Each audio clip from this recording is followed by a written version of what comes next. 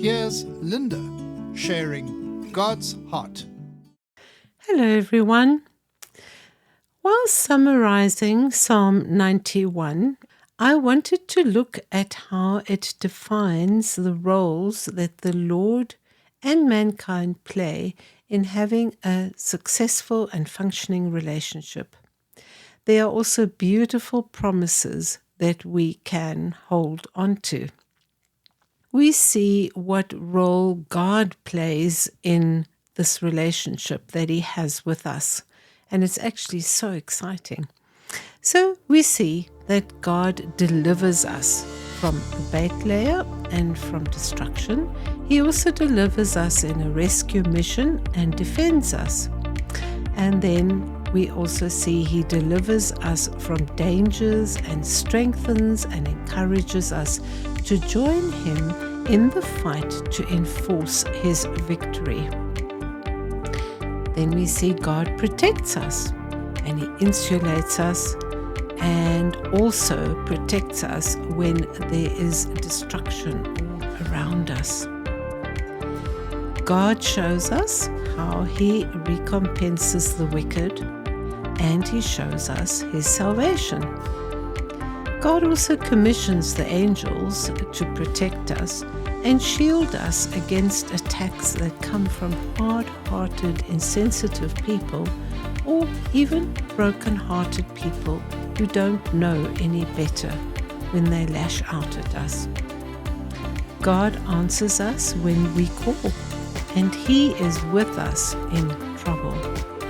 God satisfies us with a long life, and He also gives us His truth as an additional weapon to fight lies. We see God's promises that He shows us in Psalm 91.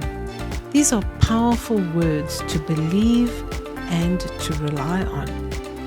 First of all, He promises and says, "Putting your faith in me will open the way for you to constantly live in my secret place."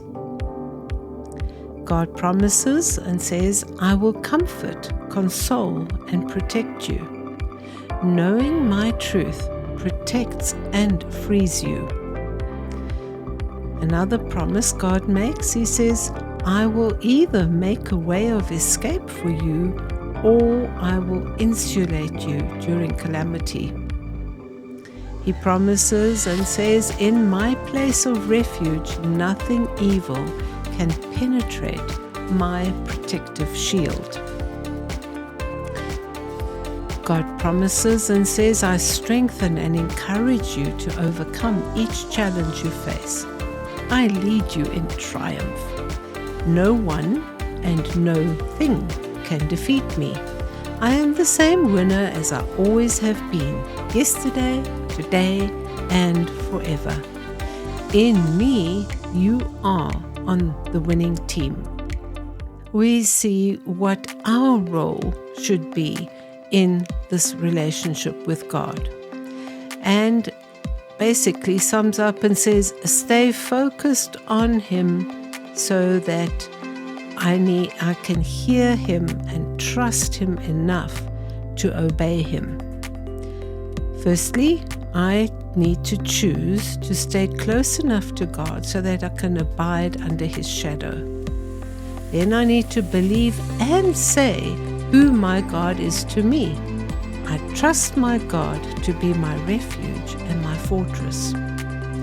Then I must not give place to or stand in awe of the enemy's threats, no matter how real they are or how close to home they get.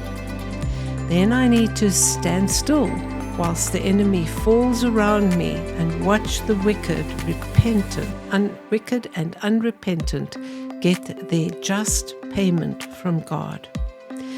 Then I need to come into God's presence with the same joyful anticipation I have when I return home after a period of being away.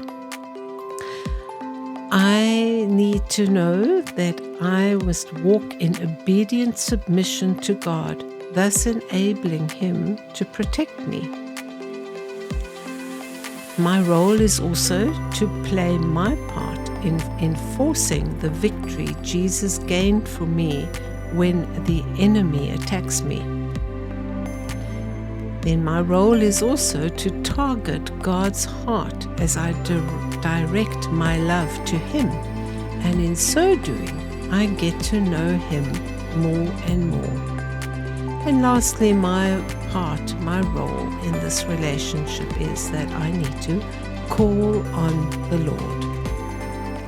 Here are a few highlights from a Bible passage where King Solomon blessed the people, and these things emphasize what the Lord is sharing with us from His heart as we summarize Psalm 91. I give you my rest. I have kept every promise I have made, and I am not slack concerning my promises. I am with you and will never leave or forsake you.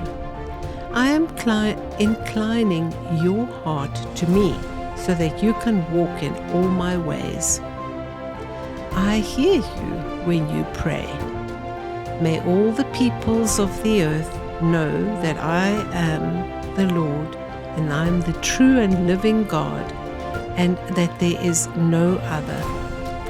Let your heart therefore be loyal to me, the Lord your God, as I strengthen you to walk in my ways.